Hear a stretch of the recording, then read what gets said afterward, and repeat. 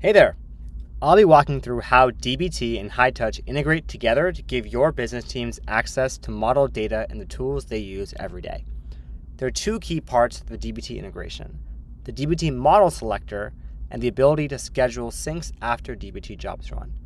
So the first is the DBT model selector, which allows you to pull your existing DBT models via Git and send them to over 60 destinations. Let's go through how to set that up. First, we go to our settings and paste your DBT Cloud API in, which we've already done. Then you need to OAuth into the Git repo that has your DBT project in it. I've already done that, but I'll go ahead and do it again. So I can select the repo, and here you can see I'm only giving Hightouch access to the one repo that has my DBT project in it. So in this case, Hightouch-Data Warehouse. So I'll go ahead and update access again, and that's it. I'm all set up here. And so the next step is actually to go ahead into my sources and select my data warehouse. And in here, I can go ahead and enable DBT sync. And what I can do here actually is allow myself to specify which Git repo and branch houses the DBT files for this particular source. That way, if I had multiple warehouses, for example, I can handle those on a case-by-case basis. So I'll go ahead and select my GitHub app.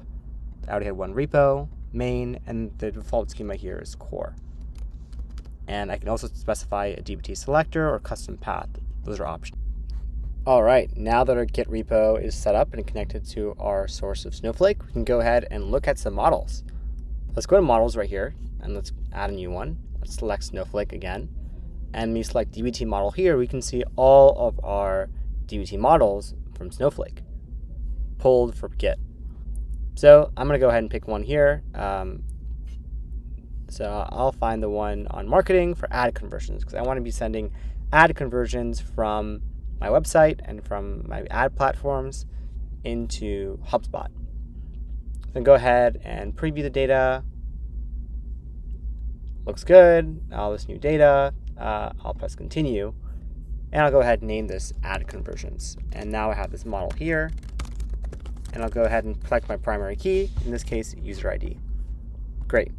So as you can see here, I can easily pull DBT models from my warehouse, and let's actually use it. So let's go ahead and create a sync to send this data from my model to HubSpot.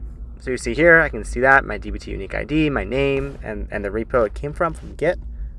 I'll go ahead and select HubSpot here, and I'll also go ahead and make sure I'm updating the context object in HubSpot. I'll map it with ID, and I'll go ahead and let's say I want to sync source here. So I have a source field for UTM source, and I want to sync that to the source field in HubSpot.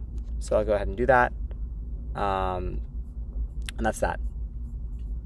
And here's where the magic happens, which is our scheduler. In the scheduler, we actually allow you to schedule syncs after a DBT Cloud job runs. So you can now put your data into action as soon as it's been modeled by scheduling a sync right after. So I'll go ahead and select a particular DBT job. So in case I'll select our prod job, and I can go ahead and finish that. And if I wanted to sync that data, I can go ahead and have that run.